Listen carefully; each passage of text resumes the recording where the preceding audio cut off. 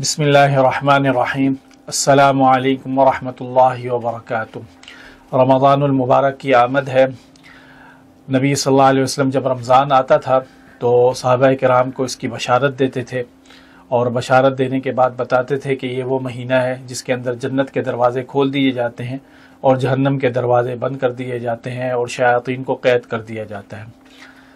कुछ दुआएं हैं जो रसूलुल्लाह सल्लल्लाहु अलैहि वसल्लम की तरफ जो है सनद के एतबार से अगरचे ज़ईफ़ हैं और लेकिन असलाफ़ ताबईन और इसी तरह इमाम हसन सैयदना अली रज़ी अल्लाह अन्हु और इसी तरह मुख्तलिफ जो है असलाफ़ जो है वो पढ़ते थे इस दुआ को जो है। अगरचे ये नबी सल्लल्लाहु अलैहि वसल्लम की तरफ जो है ज़ईफ़ अहादीस के अंदर मरवी है, लेकिन असलाफ़ से जो है वो सही सनद के साथ जो है ये मरवी है।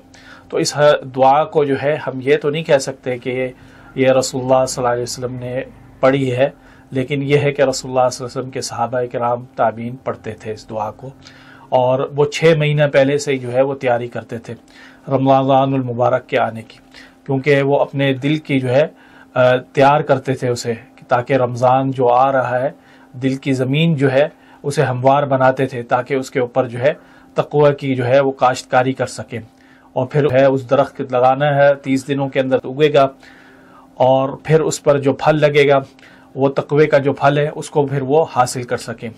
तो इसके लिए वो मेहनत किया करते थे और ये दुआ जो है वो कसरत से पढ़ा करते थे। तो वो दुआ जो है वो आप लोग भी याद करें, बहुत अच्छी दुआ है और इस दुआ को जो है कहा जाता है ये इस्तिक़बाल रमज़ान की दुआ है।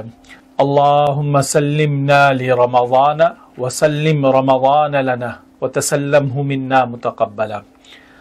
इस दुआ का मतलब ये है कि ए अल्लाह, अल्लाहुम्मा सल्लिमना लि रमज़ान, ए अल्लाह हमें रमज़ानुल मुबारक तक जो है सलामत रख, यानी हमें आफ़ियत दे, सेहत दे, तंदुरुस्ती दे, हमारी उम्र दराज कर ताकि हम रमज़ान को पाएँ।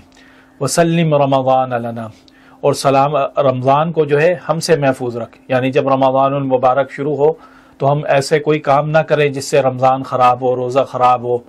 ठीक है, रमज़ान के जो है आमाल जो हैं जिससे रोज़े के में अजर में कमी के वाक़ होती है, या कोई ऐसा नाफरमानी का या गुनाह का कोई काम ना करें जिससे जो है वो रमज़ान को नुकसान पहुँचे। तो ये रमज़ान को भी हमसे सलामत रख।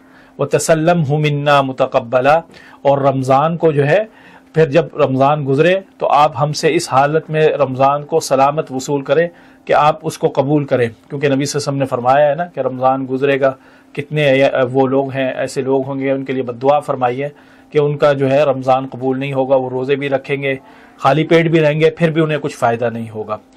ठीक है, तो ये दुआ जो है एक दफ़ा फिर पढ़ लेते हैं। अल्लाहुम्मा सल्लिमना लि रमज़ान वसल्लिम रमज़ान लना व तसल्लमहु मिन्ना मुतक़ब्बला।